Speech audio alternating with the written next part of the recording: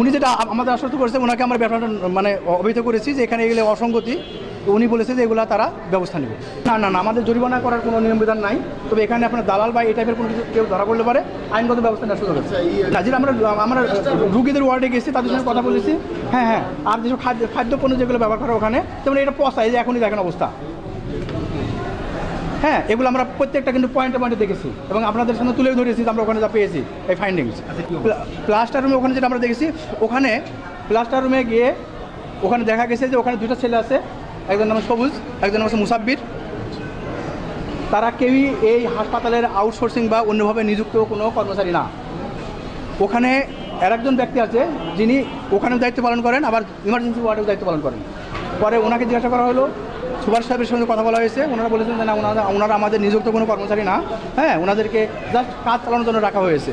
তবে ওনারা যেসব রুগীর ওখানে হাত পা ভাঙা রুগী যারা আসে, তাদের কাছ থেকেই তারা ওই 200, 100, 400, 500 টাকা করে নেয়, যখন যার কাছে যেটা পারে। ঠিক আছে, এই বিষয়টা আমাদের কাছে অসঙ্গতি মনে হয়েছে এবং আমরা সুপার মহোদয়কে অনুরোধ করেছি, যেহেতু তারা সরকারি নিযুক্ত কোনো কর্মচারী না, সুতরাং এইভাবে যারা সেবা নিতে আসবে তাদের কাছ থেকে এই যে টাকা নেওয়ার যে অভ্যাসটা, এটা কিন্তু প্রতিষ্ঠানের বদনাম হচ্ছে। এই বিষয়টা দেখার জন্য আমরা তাকে অনুরোধ করেছি। দুদকের এনফোর্সমেন্ট টিম একজন সহকারী পরিচালকের নেতৃত্বে আমাদের হাসপাতালে এসে বিভিন্ন জায়গা পরিদর্শন করেছে।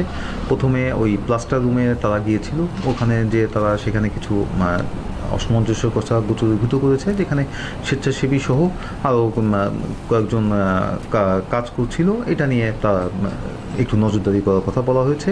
এরপর সেখান থেকে তারা আমাদের স্টোর সংক্রান্ত কিছু কার্যক্রম সম্বন্ধে জিজ্ঞাসা করেছে। আমাদের চিকিৎসক সহ কর্মচারী যারা আছে তারা হাজিরা খাতাগুলো দেখেছে।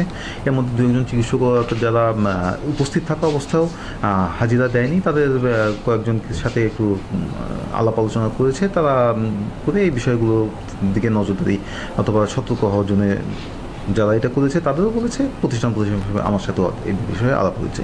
তারপর এখান থেকে তারা গিয়েছে বিভিন্ন ওয়ার্ডে দেখার পর তারা কলেরা ওয়ার্ডে যে কিছু অসামঞ্জস্যতা বিশেষ করে দেখেছে, যেটা হচ্ছিল যে ওখানে কিছু স্যালাইন থাকা অবস্থাও কিছু রুগীদের স্যালাইন কিনতে বলেছিল।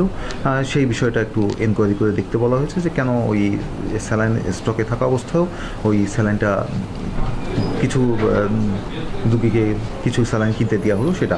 আর একটা ডায়েটে একটা সমস্যা তো চলমান রয়েছে। আমাদের যে মামলার কারণে আমরা টেন্ডার করতে পারছি না, সে পুরনো রেটে ডায়েট দিতে হচ্ছে। এর মাঝখানে আবার সেটার সাথে তারা যে স্কেলে মেপে দেখেছে যে ওখানে মাপ এবং ওজনের সাথে কিছু অসামঞ্জস্য এবং কোয়ালিটি, বিশেষ করে লবণ, পেঁয়াজ এই এবং রসুন এই কোয়ালিটিগুলো সমস্যা রয়েছে। আমাদের ডায়েটের তদারকি কার্যক্রম তো চলমান রয়েছে, আমাদের টিমও রয়েছে, তারাও তদারকি করছে। তা এখন আমরা এদের সাথে আলাপ করে এই অসামঞ্জস্যগুলো কেন হলো, কী কারণে হলো, রেগুলার হচ্ছে কিনা সেগুলো আমরা দেখবো এবং সেটা দূরীভূত করবো, এটাই আমরা আশা করি।